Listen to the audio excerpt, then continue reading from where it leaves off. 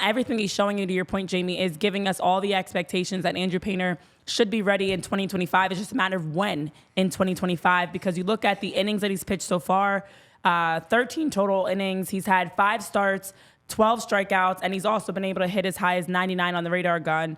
And, of course, he's shown all 4 pitches as his arsenal. It's the curve, the slider, his new changeup that he's also been showing as well. So Andrew Painter is expanding his repertoire. He's also continuing to be steady and consistent. And, as you mentioned with prospects, you never really know what you're going to get. So it's nice to see this kid the feels like you know what you're going to get. And he's going up against some good batters in that. He's not playing, I don't even know what to compare it to, but he's going up against others, top prospects. He's consistent with the numbers. He's consistent with the pitches that you're seeing. And so it's very much one of the little things we have to be encouraged about this offseason in terms of what the future holds, because he is still so incredibly young. And also, as you mentioned, with the height, there's a lot of potential. There's a lot there that we probably still haven't even seen the best of from him. And while we're talking about great pitching, I feel like it's also a great opportunity to say happy birthday to Caleb Cotham. Today is his birthday. Yes, one of the few Phillies, anyone's that didn't get critiqued this year much. One of the few A grades we gave out across the board. I didn't give him an A. Well, I your gave him a Professor B, though. Ice Queen. But a B for me is like an A. It would have been an A without the so what's downfall. an A plus for you? Non-existent? Zach got an A. That was the highest grade. So correct. Yes, an A plus doesn't exist. Everybody lost points, and we're going to get into our final grades later. We're not there yet, Jamie. But I do feel like, for Caleb Cotham and the pitching staff, for the Phillies overall, there's a lot to be optimistic around when you look at, you still haven't even had a chance to, when you get a guy full season in the majors, a guy full season healthy, where you can now continue to refine his pitching game, it's only going to allow him to take those next major steps, which is very exciting. I know in the chat you guys are excited as well.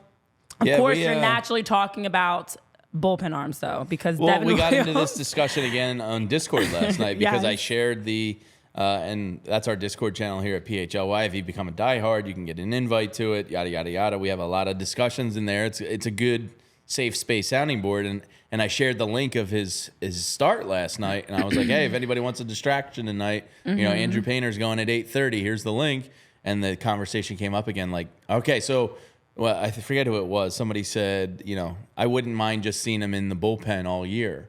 Oh, and I said, I'm okay with that if you can kind of preserve innings, and he succeeds well as like a 6th inning guy, a 2-inning guy.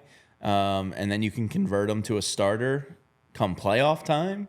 That's not a bad you have my plan. attention. Somebody else then said, that feels too much like a Spencer Howard plan. I want to make him a starter, keep him a starter, yada, yada, yada. And I was like, well, Spencer Howard needed peanut butter sandwiches running to first base. I'm not sure if he's deserving of any comparisons. But it does, that's going to be the question of the offseason is how do they handle him? Yeah. Look, a lot of guys, and you've seen it just recently with Jordan Hicks, Ronaldo Lopez. Who's the other one I'm thinking of that came? Oh, Michael King. Guys that have transitioned from bullpen back to starter, and this is not an unheard of thing in baseball. Seth Lugo did it too. Lugo, a couple years ago. Yeah. Actually 2 years ago, and this year was a full-time starter. The guy that's winning the Cy Young this year, Chris Sale, was originally in a bullpen. Yeah. Johan Santana was originally in a bullpen. Adam Wainwright was originally in a bullpen. Yeah. So I just bring that up to say, it's not off the table. If you want to put him in the bullpen for the year and manage his innings that way until you get to meaningful October baseball, and you're still, let's say you get to October and he's only pitched, I think a heavy workload for relief pitchers for the Phillies this year was Hoffman, Strahm, Alvarado, and they were 66 to 70 innings. Yeah. So if you have him in the bullpen all year, and let's say he gets to 60, 65, then you still have wiggle room come playoffs. I'm coming around more to that side of it than trying to preserve them and back up his spring training and doing it that way. I think I'd rather just see him, basically. I was gonna say, my impatience is if the options are he waits until the All-Star break to be a starter versus he starts from day one as a bullpen arm. Now, as a bullpen arm, you would also have a chance to see him in major league innings, in big moments, to see how he handles that.